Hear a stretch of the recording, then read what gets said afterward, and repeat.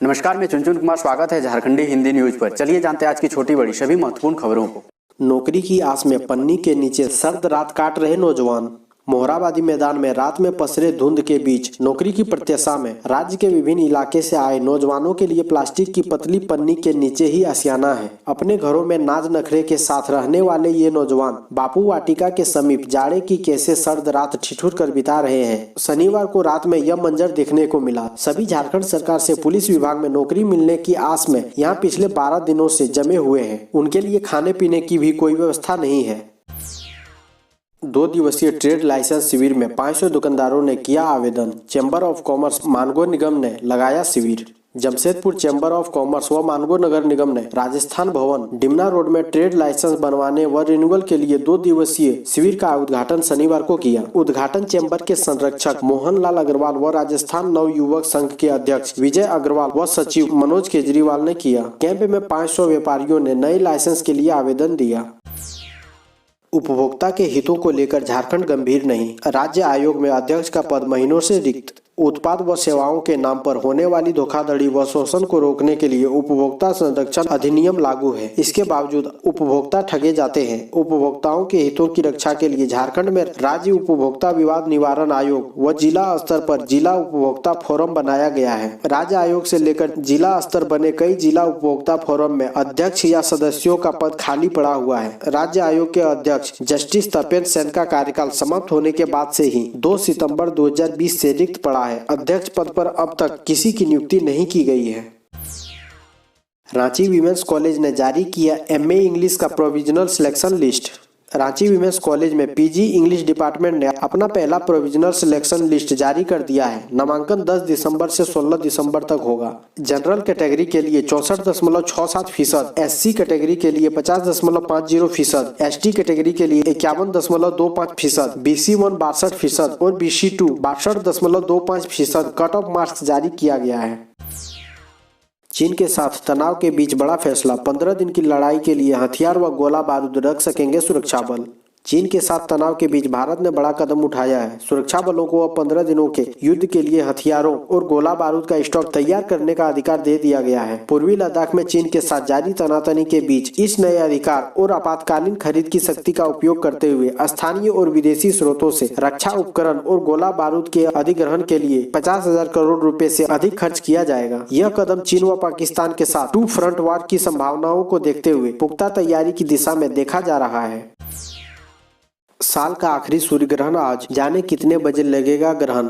आज यानी सोमवार साल का आखिरी सूर्य ग्रहण लगेगा। सूर्य ग्रहण ज्यादातर दक्षिणी अमेरिका से दिखाई देगा। यह पूर्ण सूर्य ग्रहण होगा। पूर्ण सूर्य ग्रहण तब होता है जब चंद्रमा सूर्य को पूरी तरह से ढक देता है, जबकि एक आंशिक ग्रहण तब होता है जब चंद्रमा सूर्य के केवल एक भाग को कवर करता है। अगले साल यानी 2021 में 2 सूर्य ग्रहण आएंगे। साल का आखिरी सूर्य ग्रहण 14 दिसंबर को भारत के समय के अनुसार शाम 7:03 से रात 12:23 तक लगेगा। कैबिनेट से मंजूरी के बाद जारी हुई थी रोड टैक्स माफी की अधिसूचना। अब तक एक भी बस का टैक्स माफ नहीं।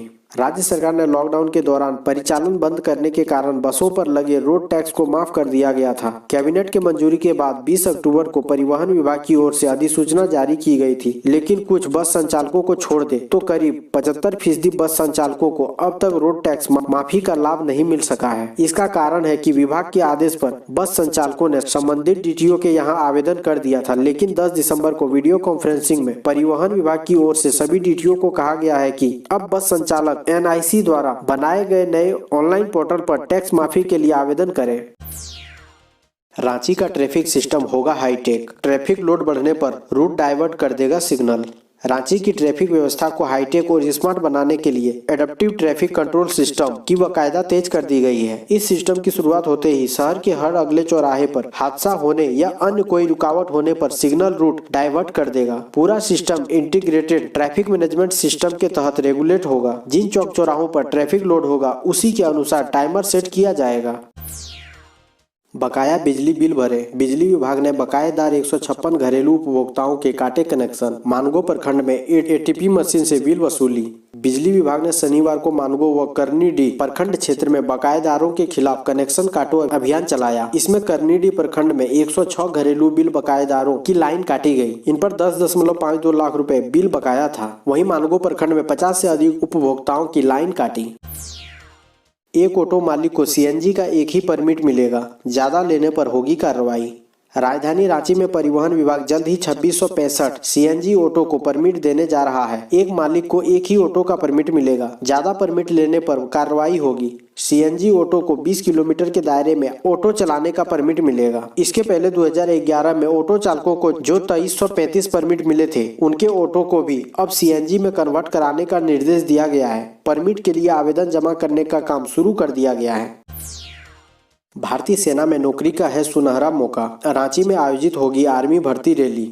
आप युवा हैं और सरकारी नौकरी की तलाश में हैं, तो आपके लिए सुनहरा अवसर है। झारखंड की राजधानी रांची में आर्मी भर्ती रैली आयोजित की जानी है। आप सेना में करियर बनाना चाहते हैं तो ये मौका आपके लिए खास है। 21 दिसंबर से 20 जनवरी तक रांची के मोहराबादी मैदान में आर्मी भर्ती रैली आयोजित की जाएगी। कोरोना से बचें और अपनों को बचाएं। सोशल डिस्टेंसिंग और मास्क पहनने को लेकर प्रशासन रखेगा शादियों पर नजर। सभी जगहों पर कैमरा लगाने का निर्देश। सोशल डिस्टेंसिंग, मास्क का सख्ती से पालन करने के लिए 1 घंटा जांच अभियान चलाया जाएगा। इसकी जिम्मेदारी इंसिडेंट कमांडर व प्रखंड विकास पदाधिकारी को सौंपा है। आदेश शनिवार को डीसी सूरज कुमार ने विधि व्यवस्था व कोविड-19 के संबंध में केंद्रीय गृह मंत्रालय से जारी आदेश के अनुपालन में उपायुक्त कार्यालय में बैठक में दिया। खास संक्रमण के रोकथाम के लिए 6 फीट की दूरी जरूरी है। कोविड-19 के नियमों का पालन नहीं करने वालों के खिलाफ नोटिस जारी करें। इसके बाद भी उनके व्यवहार में परिवर्तन नहीं होता है तो केस करें। मेडिकल कॉलेजों में होगी 159 ट्यूटर और रेजिडेंट डॉक्टरों की नियुक्ति। चयनित डॉक्टरों को 75,000 रुपए मासिक वेतन मिलेगा। राज्य के 3 नए मेडिकल कॉलेज पलामू, दुमका और हजारीबाग के अलावा एमजीएम जमशेदपुर में 159 ट्यूटर और रेजिडेंट डॉक्टरों की नियुक्ति की जाएगी। इसके लिए स्वास्थ्य विभाग की ओर से 21-22 वॉकिंग इंटरव्यू आयोजित किया जा रहा है। धान खरीद पर झामुमो ने हेमंत सरकार का किया बचाव, कहा जल्द होगा समस्या का समाधान। 3 नए कृषि कानूनों के खिलाफ पंजाब और हरियाणा के किसानों का आंदोलन शुरू होने के बाद हर जगह किसान और किसानी की बात हो रही है। झारखंड में भी इन दिनों किसानों की समस्याओं को जोर शोर से उठाया जा रहा है। यह मौसम धान खरीद का है। झारखंड सरकार ने एमएसपी पर धान खरीद की घोषणा की है, लेकिन ज्यादातर जिलों में धान अधिप्राप्ति अभी शुरू नहीं हुई है। किसान औने पौने दाम पर धान को बिचौलियों के हाथ में बेचने को मजबूर है। इसे लेकर विपक्षी भारतीय जनता पार्टी हेमंत सोरेन सरकार पर हमले तेज कर दिए हैं। इसका झारखंड मुक्ति मोर्चा ने बचाव किया है। झारखंड मुक्ति मोर्चा का दावा है कि वर्तमान सरकार प्रत्येक सरकारी काम में लोगों को रोजगार देने का काम कर रही है। तमिलनाडु में बंधक झारखंड की 23 महिला श्रमिकों को छुड़ाया। तमिलनाडु के तिरुपुर में बंधक बनाकर रखी 23 महिला श्रमिकों को छुड़ाकर लाया गया। सुदूर ग्रामीण इलाकों से प्रशिक्षण प्राप्त कर बेहतर रोजगार का सपना संजोए ये महिला श्रमिक राज्य से बाहर गई थी। चाईबासा पहुंचने पर आदिवासी हो समाज क्लब भवन केंद्रीय कार्यालय लाया गया, जहां उनकी काउंसलिंग की गई और उसके परिवार वालों को सौंप दिया गया। रांची को छोड़ झारखंड के 23 जिले क्रिटिकल स्टेज से बाहर। 1 लाख में सिर्फ 4 लोग कोरोना संक्रमित। झारखंड कोरोना संक्रमण के क्रिटिकल स्टेज से बाहर हो गया है। राज्य के 24 जिले में 23 जिले क्रिटिकल स्टेज से बाहर है। सिर्फ रांची अभी भी इस स्थिति में बना हुआ है। यहाँ अभी भी 1 लाख की आबादी पर 24 लोग संक्रमित है, जबकि भारतीय चिकित्सा अनुसंधान परिषद किसी राज्य या जिले में 1 लाख की आबादी पर 15 से अधिक सक्रिय मरीज होने को क्रिटिकल मानता है। पूरे झारखंड की बात करें तो यहाँ 1 लाख की आबादी पर महज 4 लोग ही अब भी संक्रमित है। 1 माह पहले राज्य में इतनी आबादी पर एक्टिव केस की संख्या 14 थी। चुनावी घोषणा पत्र पर अमल करने में जुटा झामुमो। सीएम हेमंत सोरेन ने संभाला मोर्चा।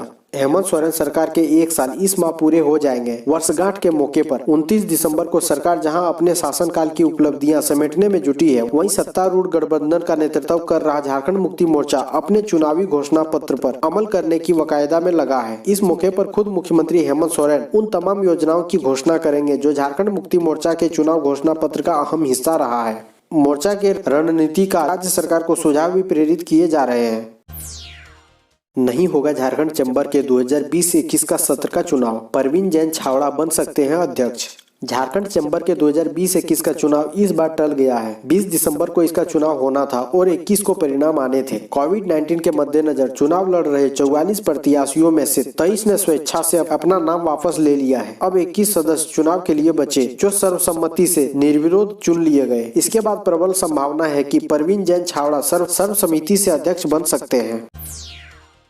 झारखंड के विश्वविद्यालय में चल रहा था मानवाधिकार पर वेबिनार, चल गया अश्लील वीडियो। दुमका के सिद्धू कानू मुर्मू विश्वविद्यालय में मानवाधिकार विषय पर आयोजित वेबिनार में कई बार अश्लील वीडियो चलने लगा। विश्वविद्यालय प्रशासन ने इस मामले में शिकायत दर्ज कराई है। दुमका के पुलिस अधीक्षक अंबर लकड़ा ने बताया कि बृहस्पतिवार को विश्व मानवाधिकार दिवस के अवसर पर आयोजित वेबिनार में कम से कम आधा दर्जन बार अश्लील वीडियो चलने की शिकायत विश्वविद्यालय प्रशासन ने की है। उन्होंने बताया कि सिद्धू कानू मुर्मू विश्वविद्यालय में इंटरनल क्वालिटी इंश्योरेंस सेल की ओर से मानवाधिकार दिवस मनाने के लिए एक वेबिनार का आयोजन किया गया था। विश्वविद्यालय की ओर से पुलिस में की गई शिकायत के अनुसार वेबिनार में कम से कम आधा दर्जन बार किसी ने अश्लील वीडियो चला दिया, जिससे इसमें भाग ले रहे सभी लोगों को भारी शर्मिंदगी झेलनी पड़ी।